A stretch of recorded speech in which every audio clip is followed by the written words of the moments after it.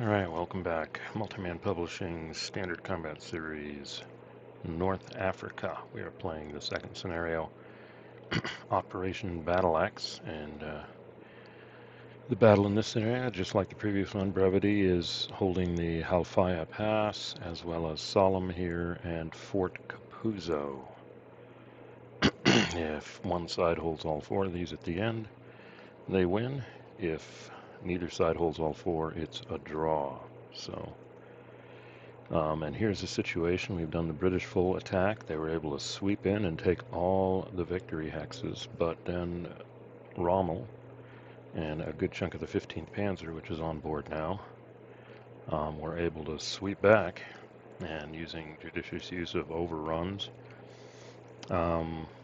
pretty much take this side of the escarpment, clear the Brits, and inflict some major losses here on 7th Armored, and actually slip this motorized reduced pioneer battalion back here to the main coast road to perhaps threaten cutting them off.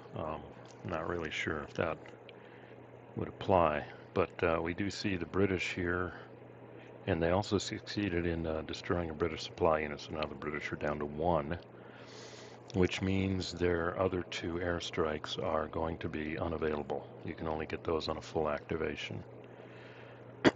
So the British, of course, philosophy now changes from trying to win the game to at least trying to hold one of these hexes before the Germans run out of supplies. And that's the interesting dynamic with this game. It's all about supply. And once the supply runs out, you can't really activate for combat. So I would imagine as we play further in with multiple turn scenarios, it's a matter of building up supply, launching an attack, hopefully holding it, building up supply again, launching attack, etc. So if we did look at this, if this was a typical game not limited by supply, yeah, the Brits would be in a serious predicament because a lot of 15th Panzer is set up to maybe even do a run to the south here and all the way in. But again, the Germans are hampered. They only have one supply unit left, just like the Brits. And that one supply means they can't do full activations anymore, which means they can't do exploitation movement. Let me see if I've got this right. Move. Well, maybe they can. Okay. I guess they can. Hold on. Okay, this is a better explanation here. So we do see a full activation, 2 supply units. You can do a move with overruns, combat, exploitation, and disorganized recovery, and remove expended supplies. Germans can actually overrun during exploitation. We saw that the last time. Limited activation, which is basically what they're limited to now. Both sides, 1 supply unit you can move, you can do combat, and that's it. You do not see the exploitation phase. So that right there, and you can't use airstrikes. Now there is a special rule later in the game where potentially you can use airstrikes, but we're not at that point, but there is an optional rule for that. So part of the strategy here is, even though the Brits are in a precarious situation, the Brits also recognize the Germans only have 1 supply unit left. And because of that, they know that the Germans can't do a full activation again. I've listened to some stories, read some books, histories. A lot of times each side, or at least the Germans a lot, ended up saying, well, we can't go any further, we're out of fuel. Or we're out of ammo, we got to wait for a resupply, we're kind of dead in the water. If the Brits had known that in certain battles, they could have come in, swooped down, and destroyed a good chunk of the Africa Corps. So supply seems to be the driving factor out here in the desert, and we see this SCS game is definitely giving you a taste of that. Obviously, the full-blown OCS DAC, DAC2 games, OCS supply is a really big component of the game. But here we're getting a very small taste of it with North Africa. So with all that being said, the Brits have a number of choices. Number one, they could burn their last supply unit, limited activation. Not like they're, well, they may attack here just to get this guy out of the way, but is it worth burning the supply unit? Think about it. The other advantage of burning the supply unit doing a limited activation is they can remove disorganized from these units. And the question is, what would they do? I mean, I guess they could spread out here and maybe block here. See, I've toyed with the idea of taking these two units and coming down here and overrunning him. Problem is these units, they are half everything because they're disorganized. But this is a problem, and then of course we've got a guard here. If we're just focusing on the scenario, it is the capturing of these two hexes. And right now the Germans can only attack through here or through here. And according to the CRT, let me see, that's this one. According to the terrain effects chart, if you're attacking through an escarpment, attacker at 1/3. Road or track only. So whoever attacks through there will be 1/3 strength.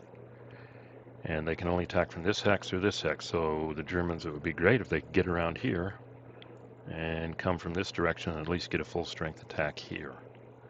Okay, so the Brits' goal is to prevent that. So, number one, they could burn the supply unit, overrun, but then these units will be left defending. They're not very strong, even if you get rid of the disorganized here. They're only 3 defense. So from a scenario point of view, that doesn't really work out. I'm just not seeing it add up. Now here's the other interesting thing, though, that happens if instead of a full or a limited, they do just a reaction. And you're only allowed to do a reaction if the previous activation, your enemy did a full or a limited. So a number of things this gets you. The British can still move, perhaps move up and block this is what I was thinking, do a better block down here. But more importantly, because they did a reaction, that means now when it comes around to the German turn, the Germans can't pick reaction because the Brits didn't pick one of these. If the Brits burn a supply that's limited, the Germans could do reaction, save their supply, and get in better position for a final attack. But if the Brits say, I'm doing reaction, then it comes back to the Germans, and they've got full, limited, or pass. And let's say they say pass for whatever reason, and the Brits say pass, and we've got a stalemate. So after thinking this through, I think now the only downside of not burning the limited activation is these units remain disorganized. Unfortunate. Also, this supply unit can't move. Supply units can move if another supply unit or itself burns on that turn, and we don't want to do that either. So, not necessarily knowing if this is the best, I've kind of spent some time looking at it. The Brits are going to do a reaction, which technically forces the Germans to do their attack next turn. That's what it does. Because if they pick a pass, the Brits will go pass, and that'll be the stalemate here. And that's it. Then everybody kind of, in the bigger picture, everybody kind of pulls back, licks their wounds, tries to get supplies. So my impression as we move into longer games scenarios is you've got bursts of attack, and then you want to consolidate your position, build up your supplies, and do another attack. You're definitely limited by supply here. So I was looking at this, and the thing I mentioned, your movement is half 2, but I think the units are just going to move here, and they remain disorganized. I'm not terribly worried about this guy attacking me. I don't quite know what he's going to do, but this guy's going to move down here, just because as I assess this guy going to the races, this forces him to go way over here, so that'll burn his movement points here. There's no exploitation for limited, so he can only get one move.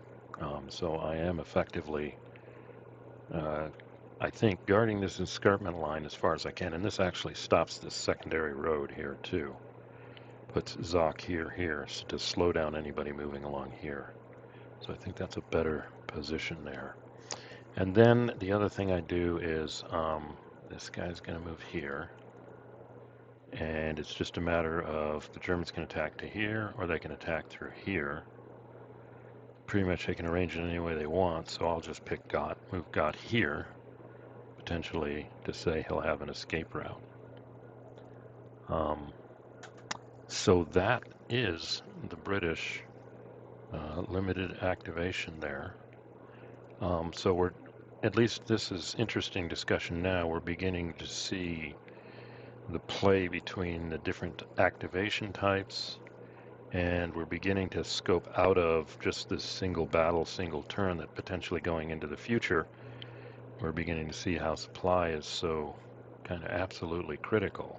So at this point we'd ended here, and now the Germans, if they pass, it's a stalemate. So their hand is pretty much forced. They're going to have to attack. And they're at a third strength, and they can only attack from one hex. So should they combine all of, and these are this, you know, actually with Gott being here, this would be the primary attack right here. You'd load this one up. We can get 9 and 12. 9 and 8 is 17, and 6 is 23, is 30. So it goes down to 10. 10 to 6. Now I've got to use the rounding rule now. That's a 2 to 1. That goes to a 3 to 1. Well, they can't do that because they got to take both of these. That's interesting. So I got this guy. So we'll have to concentrate all the units here. Let's see what we got here. And we'll have to use Rommel in one of them. So let me do something here. Let me go ahead and save this here real quick. Okay, the game is saved, so let's kind of run some numbers here. Let's say this guy goes here, this guy goes here, this guy goes here, and looks like I use one of these. So let's see what we got here. We got 9 4 13 is 23 on this one, and we got 12 16 24. Nice. And 20, well, that's a good number. So if I've got 23, but then we've got to do the 1/3 thing. So this drops down to 8. And this is 23, 7 3 is 10, 10, 19, 23. And I got to do 1/3 of that. And then Rommel's there to help. So I guess we can play this out because I'm playing this scenario here. If I was playing the campaign game, I don't know if I'd necessarily do it this way. But, I mean, this is what this scenario all boils down to. Can they take these 2 hexes? The Brits are not in a position, even with their limited, to counterattack if they do succeed. So this one is pretty straight. We'll just do this first. 14, 24 divided by 3 is 8. And then 8 to 6. Now we got to look at that cool rounding rule. 8 to 6 is, and this is what I keep forgetting. I'm falling back on my old ways. Normally I'd say that's 1 to 1. But rounding fractions up. Yeah, 8 to 6 is, no, that's, you got to get to 9. So that's not going to do it. That's going to be a 1 to 1. And then this one, 23 divided, that's going to be a 1 to 1, but that's going to be a 2 to 1. So we got a 2 to 1 and a 1 to 1. Well, I'll do the, I don't think if you retreat into a hex, they'll have to retreat this way. It's towards supply and out of Zoc. So yeah, this is a big 1 to 1 through Halfaya Pass. Okay, let's just do it because this is the game here. So it's 1 to 1 on 2 dice. Let me pull up all my stuff here. Yep, I think I did it. Yeah, I don't even have to calculate. It's that third effect. 1 to 1 on 2 dice. And the first attack. Oh, no, wait. It's not 1 to 1. It's, dang, we got to put Rommel where God is. So 1 to 1, 1 to 1. It's 2 1 to 1s because God's here. But first we've got to roll for leader loss. So let's do that. So let's see if anything bad happens to Rommel. Cut that one close, Rommel. Dodged a bullet, I guess. And then Gott. Okay, so it is 1 to 1. 1 to 1. Hopefully I'm remembering all the rules here now. So let me make sure about that. 14, 24, 8, 8 to 6. That is not enough. He needed to get to 9 to get to the 2.5 and 2 to 1. So it is 1 to 1. Both leaders counteract each other. And the 1 to 1 roll first is... That's a nice... They don't do it. They are stymied. And the strongest unit, per the rules, is the first one to lose it. And the Brits, if the Germans just had one more supply, next turn they could take them. A1, D1. And then this one is another 1 to 1, and the roll is... That's not a good roll. A1, R1. Ouch. The British... Oh my, are they severely... A1, R1. Sure, there's no reason they can't retreat. It's not like the Brits are going to be coming. Go here.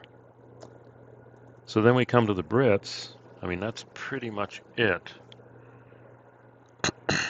Wow, they could slip into Fort Capuzzo if they wanted. Actually, if that's the case, we just do something like this. There, instead of retreating, they take another loss. So really, honestly, is there anything the Brits can do? Well, if this was a campaign game, I seriously consider at this point withdrawing back here and overrunning this guy, probably. Okay. But from the scenario point of view, I think this is the end. There's no way really for the Brits to take this because they're going to be 1/3. They're going to be 1 factor, so the odds won't be good there. So if I was the Brits, I'd probably kill this guy and probably pull out of here and create defenses, right? But from the scenario point of view, it looks like we have another stalemate, which is fine, I believe. Brevity and BattleAxe are both learning scenarios, so that's great. With that done, let's take a look at the next one after this. Crusader. Okay. Brevity, BattleAxe. This is good though. I'm relearning these battles in the desert. Crusader wasn't until 19 November, so looks like there was somewhat of a pause there for a few months. And then we have Crusader, and this one's going to be different. Now we have actually 2 turns. So we're going to actually have these last 2 games we just played the activations for each single turn. This time we got 2 turns. Each player receives 4 airstrikes, and we'll look at the victory conditions here in a second. It looks like there's a lot more units. This was a back and forth battle, actually, if you read the history here. And if we look at the victory conditions, we got special rules. Tobruk is a supply source, any road leading off the western edge. No forts or minefields may be constructed.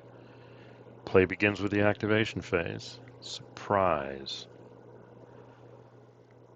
So the CDW player is always the initiative player. Wow. So that means both turns. The Axis player must conduct a reaction as his first activation. That's an interesting twist there. 5 supply units for the Axis. 5 supply units for the Brits. And the Commonwealth wins if at any time they can trace from Tobruk to via the primary road to Mersa Matru. If that occurs, the game ends. The Axis wins if they avoid the victory condition and control Bardia. Okay, so the British, they have to hold on to Bardia and prevent, I guess it's a bigger map. Let's see where Mersa, yeah, here we go. So it's basically relieving the siege of Tobruk, which is kind of off map here. We'll see that in the next one. So this next game looks like it'll pull in some interesting things. So the Brits have to relieve Tobruk, defined as owning this primary road all the way back to from Tobruk to Matru, whatever. Actually, if the Germans hold on to Bardia, that actually stops the Brits from winning. So yeah, the Brits have to get to Tobruk and keep the road open. If they get to Tobruk, but then the Germans hold on to Bardia, that's a stalemate. If they clear the road but don't get into Tobruk, that's a stalemate. So, okay, and then after that, oh, here's another one with 2 turns. Okay. Well, this is good. We're slowly learning the system. We got some more interaction here between activation strategy, but we did end up with a stalemate, which is relatively historical from what I've read. So anyway, yeah, that's it. If you liked, click like. Any comments? Hopefully I'm picking up the rules now a little better. I think the 2 I've forgotten are the rounding rule, and I keep forgetting in the past on airstrikes that if it's successful airstrike, you roll again to see if there's a step loss. So anyway, thanks for listening, and yes, please subscribe if you haven't already, and we'll see you back again for Operation Crusader. Till then, have a good day.